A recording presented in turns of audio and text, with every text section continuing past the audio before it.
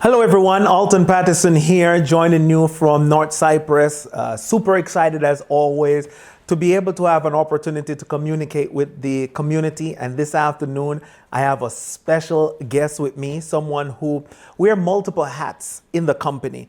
Is part of the vision of this journey. And that's exciting to know because many times we don't have an opportunity to hear from those individuals. This one, I literally picked up the phone and I said, you know what? You are always interviewing everyone. You are always asking for everyone to share more about them. But who are you? I know it sounds funny, but I know you might be asking the same. So I have the opportunity to be sitting here with Mr. Ray Vidrio. I can tell you this gentleman has a heart like the Atlantic Ocean, someone who is genuinely there for the community to help us expand the vision of where we are going. So without further ado, I want to welcome to the hot seat, as I would say, Mr. Ray Vidrio. How are you? Good, Alton. How are you? I am wonderful. Glad you're here on the island. Excited to be here. Yeah, it's been fun. So I said to you, and I want to say to everyone, because everyone sees Ray, and Ray is always like on the side assisting, but they fail to realize the impact that you have to the entire vision of what we're doing as a company. So who is Ray Vidrio? Please share with us. Well, I was born in, no. Who is Ray Vidrio? In a nutshell, got through high school barely. High school was a 4-year party to me, me and my friends. And coming out of high school, I didn't know what I wanted, but I knew what I didn't want. And thank goodness I was working at 19, The Gap. I was a stock guy at The Gap, and my assistant manager, I'll never forget her name, Raylina, I kept hearing her say, I was unpacking boxes of clothes. She kept saying, oh, my business. And we're having a meeting tonight. And I've been hearing this for like 2 weeks. I finally said, what business do you have? You're an assistant manager at The Gap. What business? And she goes, oh, it's a home-based business. We do products and services, and you can make money. And I'm like, what? And she goes, well, we're having a meeting tonight. And I was 19. This was 1990, end of 94, I think. And I said, well, do you need like a college degree? Or she goes, no, I never do it. I'm like, yeah, I'd like to go tonight if you don't mind. Long story went, a guy by the name of Burt Ranks showed, this is the first time I saw circles, and it was love at first sight. I was like, oh, I'm in. The company was Amway, and I didn't know. Started off my journey of 19, and I worked my ass off for like 2.5, 3 years, and I think collectively in those 3 years, I made about $1,000 collectively. I was trying to figure it out.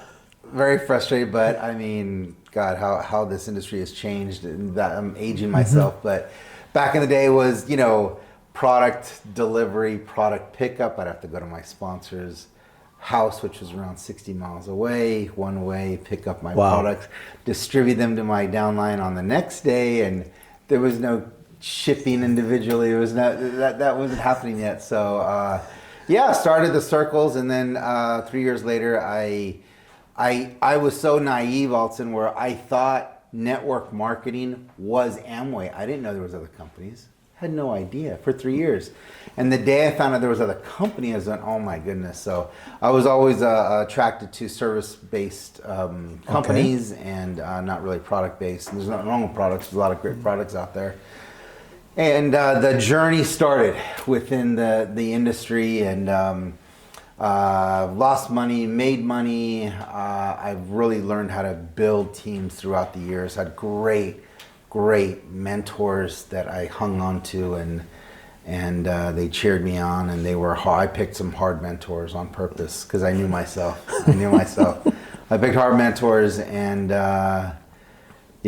so that's kind of like my background as far as network marketing. I can go in more detail, but that's the long story short. It's amazing that you mentioned between traveling those 16 miles, delivering products. 60. 60? Yeah. That's 60, ladies and gentlemen, one way. And then So it's safe to say he did not make $1,000 because he had already spent that in gas. No. You are right. The industry has evolved so much, and I believe that's what makes the timing for us where we are with Bellator, cash flow, miracle. That makes it so exciting. Yeah. You have made sacrifices. Many times people get involved, and the only sacrifice that they have made is time. In some cases, it's the financial investment.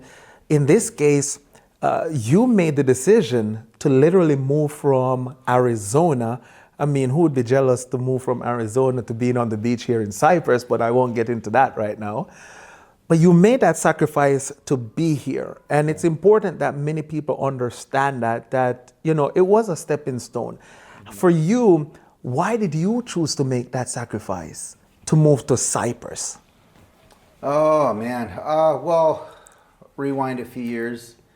Back in 2016, I had met Micah in 06. So it's been almost 20 years since I've known him. And we were the travel-based company. In 2016, it was the first time I had heard the word cryptocurrency, the word Bitcoin. Micah had posted something on Facebook. I hadn't heard from him in a few years. And I read this article out of Europe that he posted. I mean, I'm not one to read articles on Facebook, but for some reason this one grabbed me. And I read it. It was like 6-7 pages, and I left the article going, if this is half true in the future, this changes everything. This changes finance. This changes, the biggest industry in the world, it being finance. And DM'd Micah, and he, within 20, 30 minutes we were on the phone. He exchanged numbers, and we were talking, and then he started, kind of teaching me the ins and outs of crypto. And I'm a constant learner, I'm a constant student when it comes to crypto. And a few years later, he had the idea, actually his sister Christine, had the idea of just, hey, why don't we build a crypto community, give value, build it. And then we started doing that with CWS, Crypto World Society. And then Micah had this wild idea of moving to Cyprus. And met Linda. She sold him a property here. He came out. It was kind of like a crypto haven. He bought the condo that we're in through crypto. And the bank was not involved in that transaction. And that really hit me. I was like, whoa, I've never heard that. And he met a con shortly after that. And he kept kind of updating me on what Akan was doing in this miracle company. And Micah went on this in-depth vetting process of the company and Akan. And it was, 7-8 months later, he kept, I was just licking my chops. I didn't want to get too excited. I was just like, wow, if this is what really he has, this is a game changer. And what happened was in 2020, I want to say 21 maybe. The year right most want to erase. Roughly, yeah. He had said, "Why don't you meet me out in Dubai at the crypto expo, the global crypto expo. Okay. They have one once a year." He says, "We have a little table. We have a booth. Why don't you come out and really check this out?" So I'm like, yeah, something told me to go. So 4 days later, I'm in Dubai at the crypto expo, and it was unreal, this expo. I've never seen an expo like that. It's so many crazy booths and technology companies and whatnot. And on the way back, he goes, "Instead of you going home, why don't you come to me? Why don't you come to Cyprus and meet Akan and spend a couple weeks here?" And I'm just like, all right. Came out here, met Akan, spent every day in the corporate office, like you have been doing, and, right. And just getting in-depth knowledge of what this big puzzle is, the ecosystem of Miracle. And met Akan, broke bread with him and his wife, been to his home, everything. And I just left going, wow, this is amazing. And came out here again a couple months after that for another 2 weeks, really in depth. And that's when they said, hey, you want to help us build this thing? And Micah says, help me build this. And, would you move here? And at the time I was just like, you know what? Yeah, I believed in it. I believed what this could be. I knew it wasn't going to be easy. I didn't know it was going to be this hard. But I sold everything other than 3 suitcases of clothes and shoes and my 2 dogs, and I went. I came here to Cyprus, started building. I got here June 17th of 22. Wow. So speak about all in. Mm-hmm. My family thinks I'm still crazy. Well, you see, that's what it comes down to, that there are many people, and we keep speaking about it, they have just invested, but they're not all in. Mm-hmm. So when they see what is happening, they don't have that same emotional connection. Yeah. And to be able to be here from the beginning, to start to build it, and as we watch it grow and we're building it together, it's so refreshing to know when you're in and you are working with others that you yourself are all in. Yeah, and one of the things that, and I get it. Some people can't just, go, well, I don't know. I guess everyone could go all in, but there's a consequence to that. I always say, there is no right or wrong, only consequence, which right. offends some people sometimes, and I just had to realize I never wanted a guarantee of greatness. I just wanted a shot. And I knew with this shot, me and Micah had many conversations about it. I mean, the shot to just be there at the right place at the right time. And I know that's a cliche in the industry, but to truly be in front of a company, in front of a wave at the same time, coming together, I said, when is that opportunity truly going to be at my doorstep? And again, I'm a heavy investor too, not only in, with my own money and, right. and commissions that I made and put it into the company. I just knew that I wanted to be part of this. But when you say at the beginning, we weren't here in the beginning. Hakan Torhan built the foundation before we even showed up, and I always give him that props. Though I can't believe when you think about a man that had a vision, spent tens of millions of dollars, put together a team, a few investors of the founders, and started building this infrastructure to where when we showed up, we got to stand on his shoulders and take it to the next level. Started kind of taking it to the world, really. Standing on the shoulders of giants. Yeah, exactly. And he is a giant. And I mean, it was kind of a no-brainer. I came back and just started packing. I said, I'll be here in a couple months. I'll be back a couple months, Now, what was crazy is the next year we went to that same expo in Dubai, and half the room was empty. And I was just like, well, and I'm like this, are they not here yet? We're unpacking, everyone's unpacking their boots and stuff. And the host, I grabbed her and I said, where is everyone? And she goes, oh, they didn't make it. I go, what do you mean they didn't make it? She was like, I go, they didn't make it to Dubai? And she goes, no, they didn't make it. Their company is done.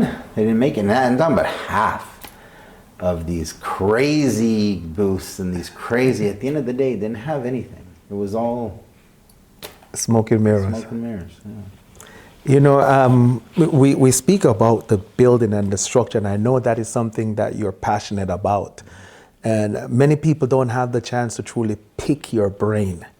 And I know one of the things you're very big on, you mentioned it earlier, is mentorship. Yeah. And that truly changes the mindset of any individuals who is looking to build anything. Yeah. It could be in this space or it could be in the traditional space. For you, what is so important about having the right mindset, especially because we've had this conversation off camera, especially for those who they have invested. They might have bought an Italy share or a Benelux, or maybe they have purchased a node, or maybe some of the tokens. Why is it so important to have the right mindset, especially for the fact we are the blueprint in this space? Yeah.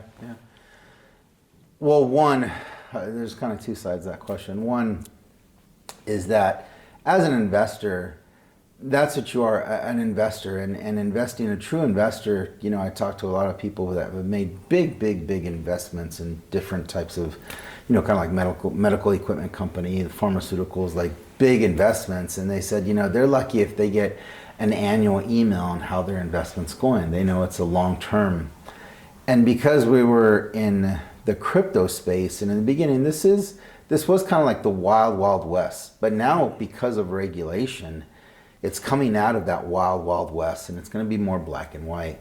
This company was built for regulation, thank goodness. And what people have to understand is that they stepped out and invested in something and put their money and purchased something towards a company that is in this space of crypto that we do not have a crystal ball, want to get into regulation. It's coming now with MiCA in May of 25, so it's starting to open up. Did it take longer? Yes. But I'll always say this.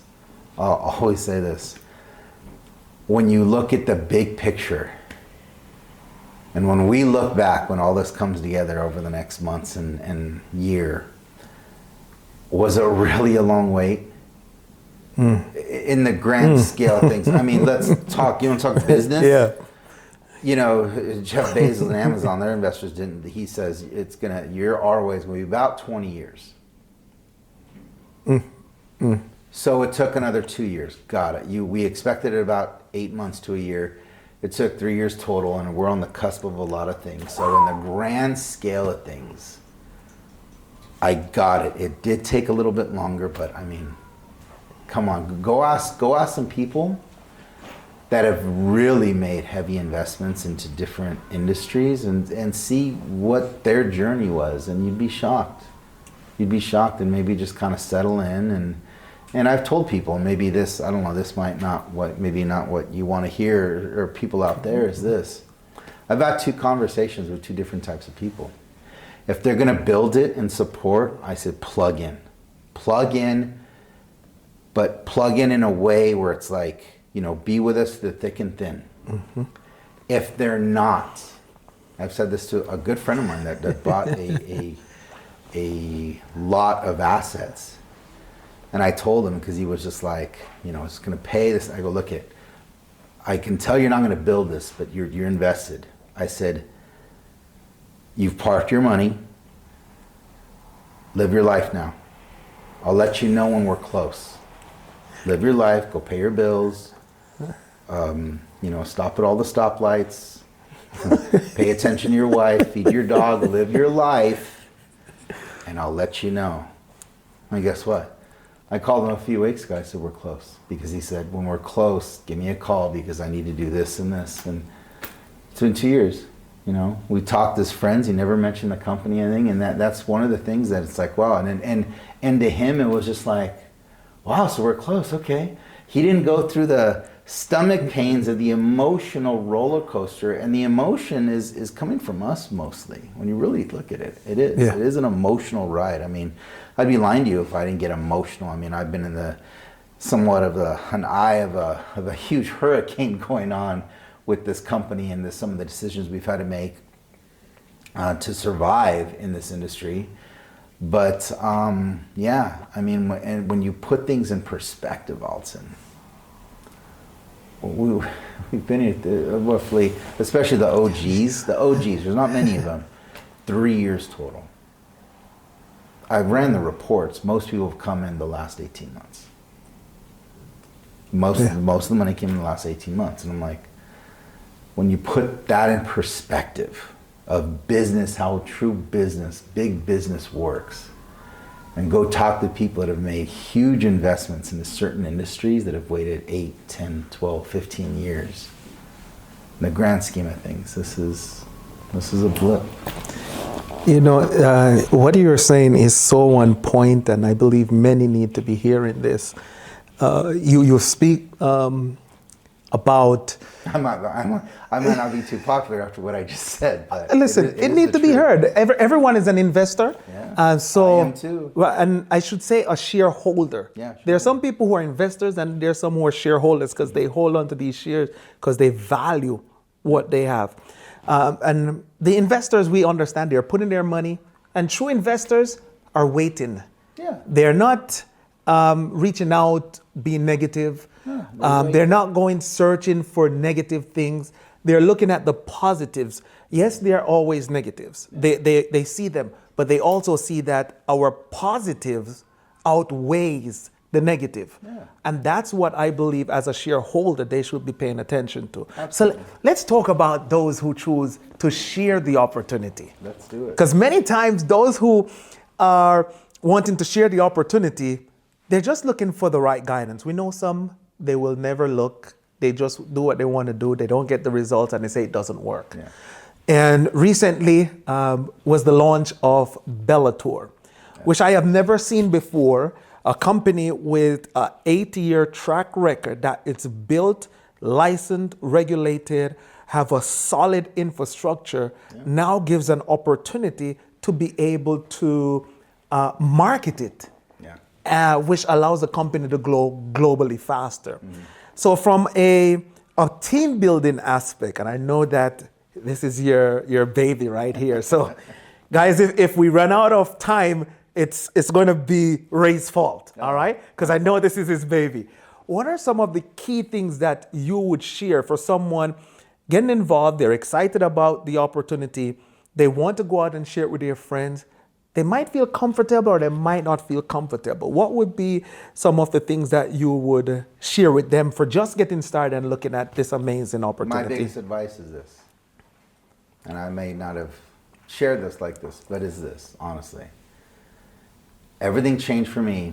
I was one of those people many years ago that was afraid of the phone, that it weighed 50 pounds and used to sweat. I used to organize my papers. I would do everything but pick up that phone. And when I did get in front of somebody, my God, it was horrible. Because, and I went to a training, one of my mentors,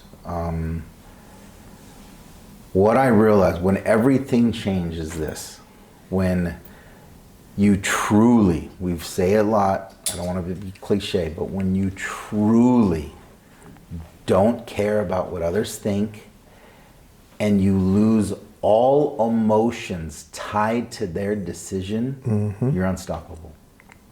That's when you can truly have fun in this industry. Most times, and I tell this to people, this industry, it being the network marketing industry, in my opinion, it's like a big grizzly bear that can eat you alive. But at the same time, if you understand certain philosophies, is very easily tamed. It could be a pet. You could put a leash around that bear and do this. Most people don't know how to do that. Right. That's why they get eaten alive. I've seen top salespeople get eaten alive in this industry because they don't understand certain concepts. But for the new person, to answer your question, if you can leave all emotion out of their decision, you could have fun with it. You could mess with people. Now I have fun. I mess with people. I have conversations. I'm like, I can have just conversations that other people would probably be very uncomfortable having. But because I'm not emotionally attached to your decision on joining us, it doesn't matter to me. I watched you today as we were in the office, and I saw as you ended a call, the smile on your face was so big, and I was wondering, I'm like, what's happening? And you're saying you just got off a call with a friend, and it goes to show 3 years in, you're still making the phone calls. Yeah. 3 years in, they're still friends. I will give this. I'm the king of follow-up. I could follow up somebody for years,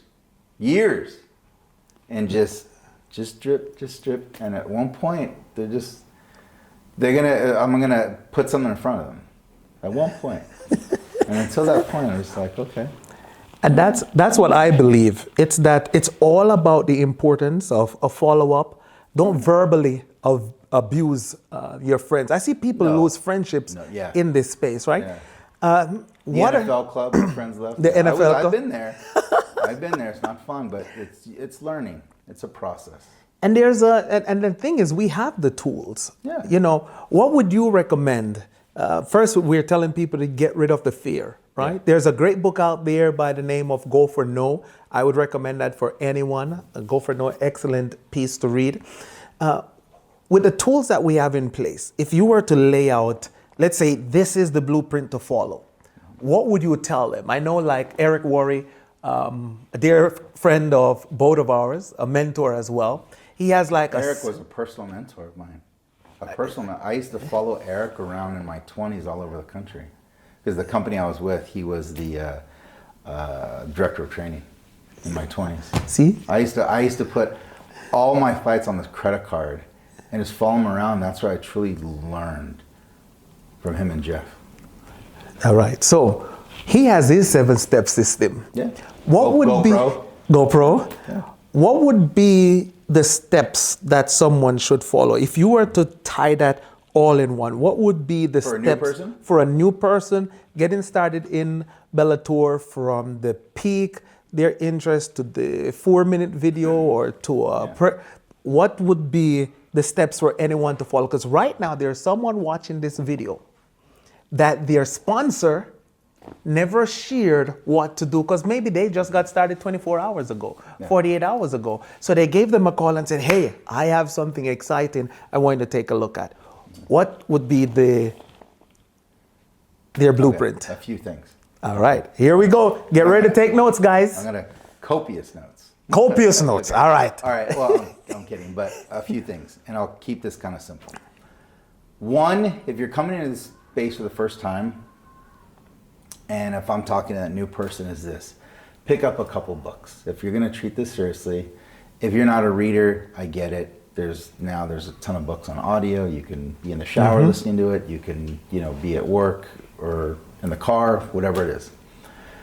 2 books I recommend as a beginner: Rich Dad Poor Dad by Robert Kiyosaki, and How to Win Friends and Influence People by Carnegie. Those 2 things are like the basis of, you're coming into the people business, okay? Not in the crypto business. If you're gonna build Bellator, you're in the people business. You don't have to become, here's a little secret. You do not have to become an expert at crypto to be part of us. You don't. That's correct. Actually, the more you don't know, it's the better. And I go into a training with that, but it is true. Second, so that's brand new. If you're gonna come into the space, you need to start working on your mindset. And those 2 books will start, it's like an opening to that mindset. Second, I always talk about concepts versus details. What I mean by that is this: when you first asked me that question, like, what is the, and so many people come up to me, what is that juju dust? What is that perfect 30-second elevator pitch? What is that perfect tool, Ray, that you use? And I'll say this: it's concept versus details.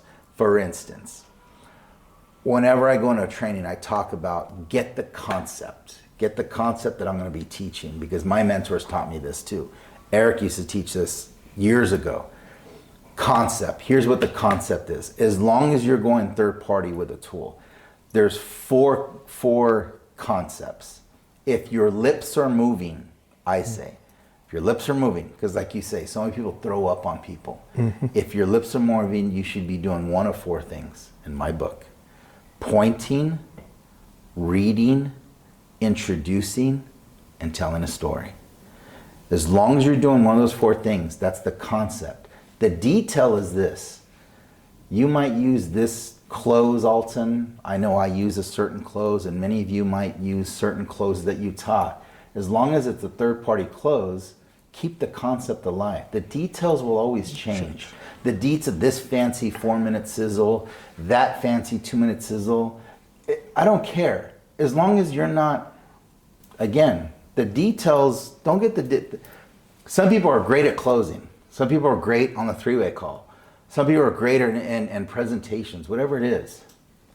Get the concept. As long as you stay third party and you're not emotionally attached to their decision, just keep exposing. When I say, and it's so cliche, but it's so true, once you really learn the art of just exposing, but exposing it in a way where you make them feel comfortable whether they say yes or no.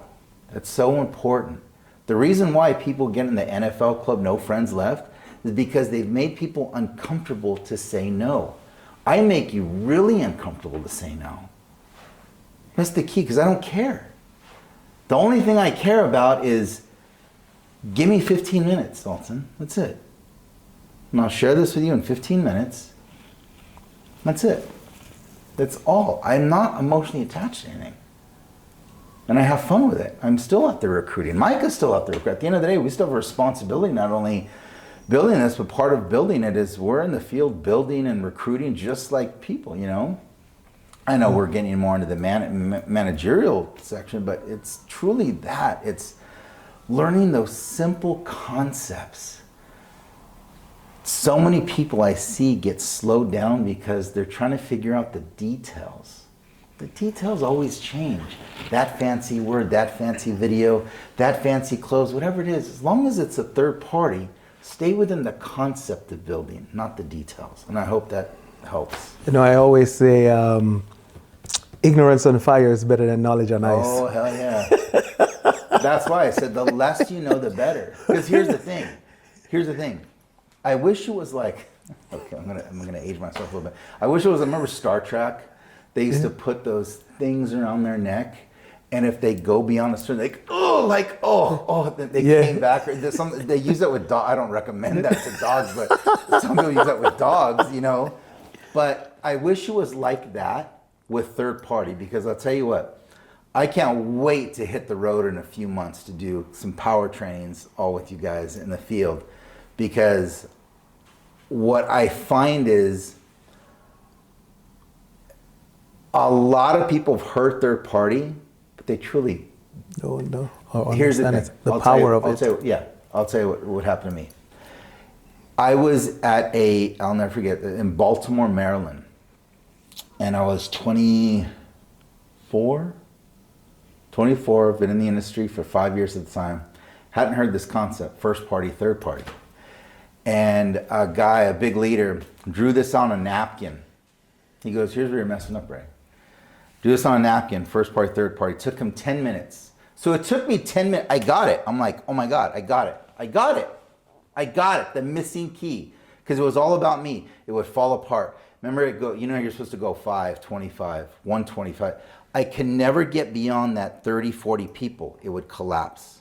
I'd build it back up, collapse, build it back up. Because it was about me, first party. I did every call, I did every presentation. I woke my organization up. I put them to bed at night, everything.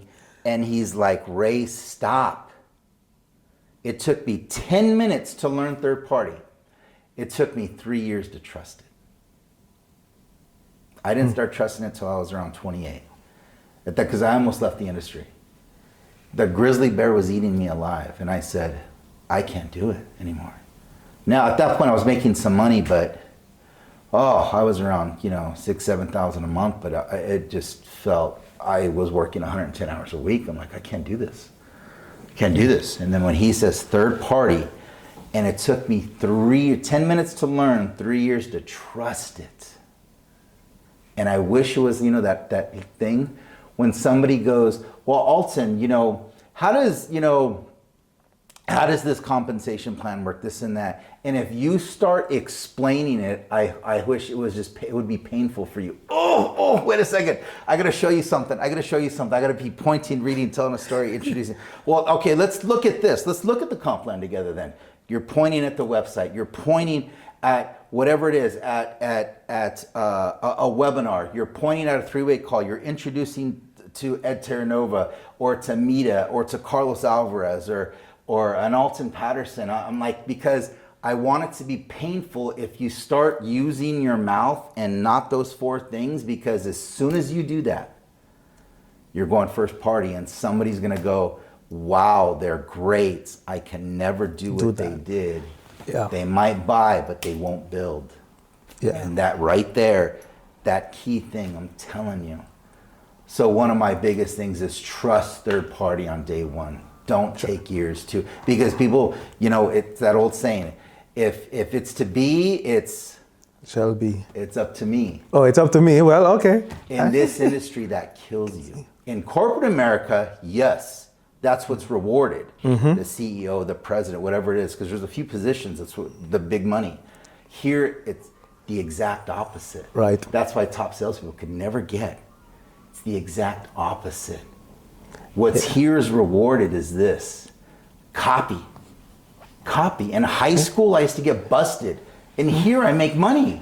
And you say copy, I say case. Copy and steal everything. That's it.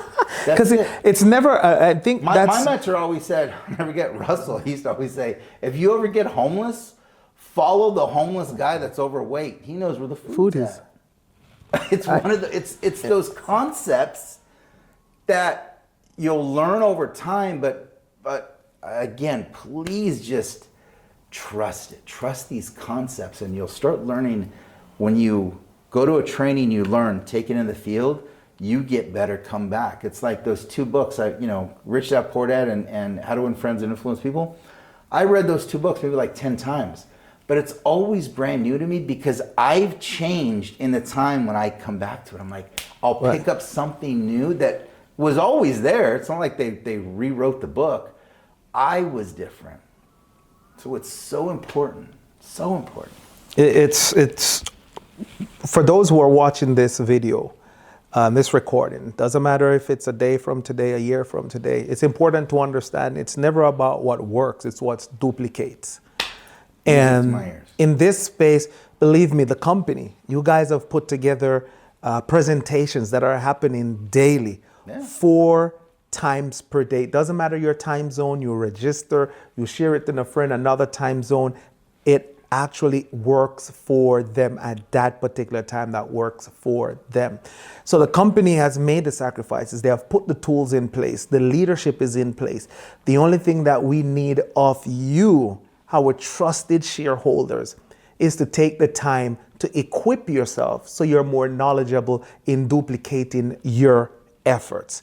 I believe that we have kept you long enough. You have gotten some nuggets. And if you're sitting here and you're still saying, well, I was waiting to take notes, then you missed the point. So what you need to do is replay this and realize that sometimes the things you're looking for are in plain sight. I'm so excited again to be here with Ray. We could go on and on, but if you want to know more about Ray, then guess what? I look forward to you joining us on the island. I said us, like I'm living here. Hey. Come to the island, ladies and gentlemen. Come on down. As we wrap this up, is there anything you'd like to share with the community in closing? Oh, geez, such an open-ended question. Just the fact that, you know what, a lot of things are happening. I know it's been a jaunt for some people that were early investors, early shareholders. Everything's starting to come together. Bellator was that arm that we needed to go global. We're about to bring on some really key people, and we're just ready. We're ready to have the masses look at us, have the masses come on board, and we're just tying a lot of loose ends the next few weeks, and it's going to be amazing. Some of the don't let it out. I know. Some of the upgrades we're about to make that we shared with you today. But yeah, just we appreciate your patience, but it's time we tell the world, because Bellator's ready, Miracle's ready, and the leadership is ready, and come join us. You can tell he's itching to tell you something. Stay tuned, ladies and gentlemen. Hey, listen, on behalf of myself, Alton Patterson, and Mr. Ray Vidrio, we thank you for joining us. Take the time, ladies and gentlemen, get plugged in, stay plugged in, and most importantly, get others plugged in. With that being said, have a wonderful day as always. We absolutely love you all. Looking forward to seeing you on the beaches of the world. Bye-bye. God bless, guys.